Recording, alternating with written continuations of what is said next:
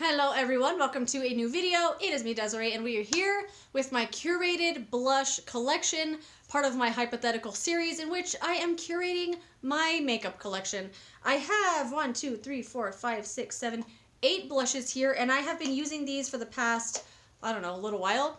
And I've been perfectly happy with just these blushes. There are 2 in here that seem like they're overlapping in color, but they're different. I swear they're different. I have to keep both of them. So let me just share with you each of these blushes and why they are part of my curated collection. Like, I feel like these are the only ones I need. One of them was a very difficult decision to cut out because it has been one of my all-time favorites for years and years and years. But I will explain why I am not keeping that one. Anyway, first one was a no-brainer. I also don't have blush on right now, so I will put one of these on for you. The Baked Blush and Brighten by Laura Geller in the shade Pink Buttercream. I mean, is there a more perfect blush than this for my skin tone? I don't know. I absolutely love it. It is a little bit of like pink with a little bit of brown. There's a hair on my lip. And I just adore it. I love it so much. The formula is just amazing, amazing formula. It does appear a little bit more pink in a swatch, but when I use this with a brush on my face, it comes out a little bit with a little bit more of a nude undertone to it, and I adore it.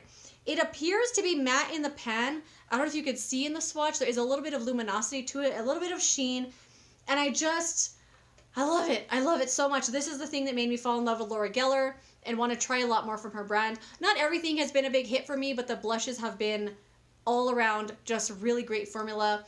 And I just love this color. It goes with a lot of different things, and I'm never too concerned with matching my blush to my eye and making one cohesive look.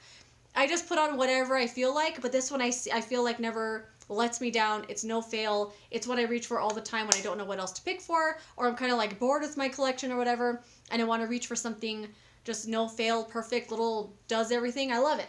Keeping it forever. The next thing that was a no-brainer for me was the Too Faced Papa Don't Peach blush. This is one of my all-time favorite blushes ever. I remember when this came out and I bought it online and I went to go pick it up. I had it delivered to my grandma's house. Went to pick it up and I was immediately shocked at how large it was, the packaging. I hadn't seen it in real life before I bought it. I just loved the idea of it. I loved the shade. I liked the name. This is from Too Faced, did I say that? And it's just one big old pan of blush. It's very orange, makes me look a little like a cockatiel, which is like my dream. And I just adore this blush. It has a scent that I never really thought I would like, and I don't love in a lot of the other Too Faced products, is that sour peach smell. But in this, for some reason, I just love having it on my face. I don't know what it is. I love the shade, the nice sheen. It's just beautiful. There's another one I picked in my little curated collection here that I'm going to show you that's kind of similar, but I swear it's not similar. I just adore this, and I don't ever like to be without it. This is one of those things that if I ever saw on clearance, saw at TJ Maxx, saw that they were phasing it out, I would buy another one. Even though I probably will never use this up. It's just one of those things. I don't know what it is my connection with this little blush, but I just adore it so much. I love the shade and everything, and I have to have it forever. The next thing that I immediately chose was Revlon's powder blush. Why did I say it like that? Revlon, did it sound weird? Revlon's powder blush in the shade Mauvelous. This is another one of my all-time favorite blushes. It's just like the perfect winter berry. It never lets me down. I adore this so much. They did recently repackage these. This is not going to swatch well. I don't think these are meant to be swatched because it doesn't take well to fingers being put in it. And it doesn't swatch very well. And it's not going to... I'm going to put this one on actually because I want to see how it's going to look applied, because this does not look very well in a swatch. Like, it's not doing any justice.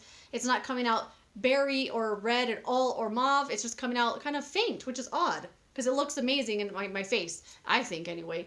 I'm going to put this one on. Let me put this on right now. Why not? All my brushes are dirty. They're all sitting in a bin right there ready to be washed. But first I have to wash the dishes before I can wash the brushes, and I'm just procrastinating. So let's put on this nice, beautiful berry. This just makes me look like, I don't know, in from the cold, which is never a look I'm wanting. I'm never like wanting to look flushed or, I don't know. I want my face to look like there's blush on it, not like I'm naturally blushing. I don't know what it is. And I love this shade a lot. This is, I think, the second one I had ever bought from Revlon. The first one was Naughty Nude. And that's one I decided not to keep in my curated collection, which is weird because I've loved that one for years and years and years. And it was the first one that I picked out when I was doing this little project, and ultimately decided not to keep it, which is odd because I love it, but I have something very similar that I'm keeping. I just love this blush a lot. They did repackage these recently. It doesn't come with the brush anymore, and the pan is this big, and then the window is also this big. I think the formula is the same. I haven't tried any. I just don't have a desire to because I still have these ones. But I adore this blush, and I just love the shade of it a lot. Ah, my face just came to life, didn't it? The next three here are from Ulta. And the one that replaced Naughty Nude for me was the Ulta Mineral Blush in the shade Tiger Lily. I think I forgot to talk about this in my Ulta video. But it's just, for my skin tone, it's nude and it's beautiful. And the reason I picked this over the Naughty Nude from Revlon is because this just has a little more of a sheen to it. The Naughty Nude, I swatched them side by side. I used them regularly, like together. And I ultimately went with this. It just has a little bit more of a sheen to it. Nothing too crazy or glowy or highlighty, but just something different about it in like my blush life where I am right now with blush. I like this a little more. And I just adore the shade. The formula is spot on, amazing. These are some bomb blushes that Ulta has done here, and I adore this one called Tiger Lily. It's an everyday go-to when I don't want color on my cheeks, really. I just want some life, luminosity, but not color. This is one I always reach for, and I'm just super happy to have it. I love it.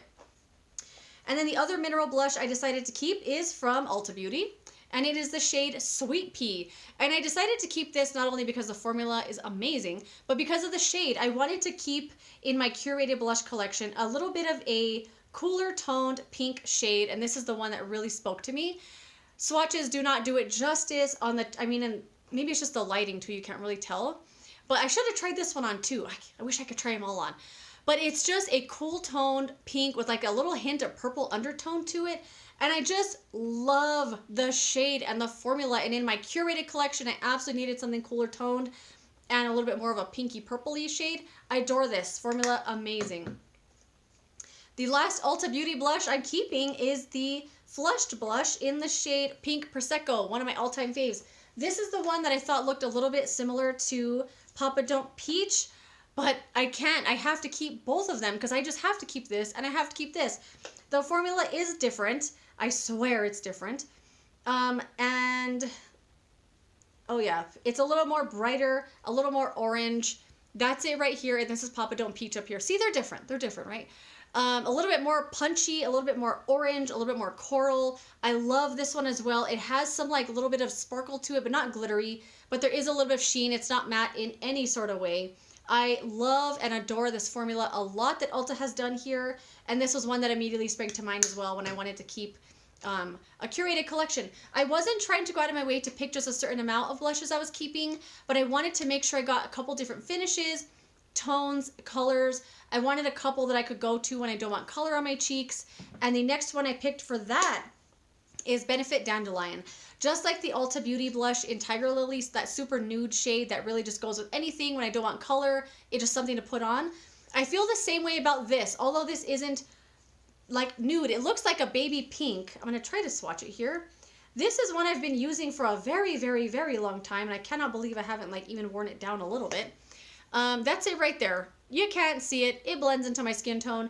In the pan, it does look like it's a baby pink. On my face, I feel like it is very nude for my skin tone and with a little hint of pink to it. Goes with everything, my fail-safe go-to blush when I don't want color, but I want a little bit of life to my cheeks. This is another one that I always, always reach for. And I just adore it. This is a great formula, and I've had it for a long time, and I still continue to love it and use it. And the last one is one I chose because although I love all of these and they all have different colors, there's pink, there's coral, there's orange, there's nude, there's baby pink, I wanted a bright pink, and this was the one I chose. Too Faced Sweetheart's Perfect Flush Blush in the shade Candy Glow. A beautiful, amazing, gorgeous pink and orange blush. This one does have this really bright candy pink blush here with these two stripes of more of a corally orange kind of pink, and they're all shimmery. And I love this because you can kind of customize your little blush. I'm going to try to swatch all three of these. And I also love it because it is so bright. It's right here, right here, and right here. It doesn't look amazing in a swatch. I mean, blushes I don't think are meant to be swatched or kind of crazy pigmented that are going to look like metallic eyeshadows when you swatch them. But I wanted to at least swatch to kind of see the tones I go for. I love something with shimmer. I love a glowy blush. I love some matte blushes too, but this one is one I reach for all the time when I want just bright. I want it to be obvious there's blush on my face. I want blush to be the focus of my face. I reach for this one all the time. So in my curated collection, this would be obviously something I would pick for. And that is it. Is that everything? That's it. That's my curated blush collection. I have been super happy with these blushes. I've only been using these regularly since I decided to pick these out because I wanted to see if I could actually just use these. And I've been very, very happy with them. So in my hypothetically curated collection, these are all the blushes that I need. And that's it. Let me know some of your all-time favorite blushes. I would love to know what they are. And thank you so much for watching this video. I will see you later in another one. Goodbye.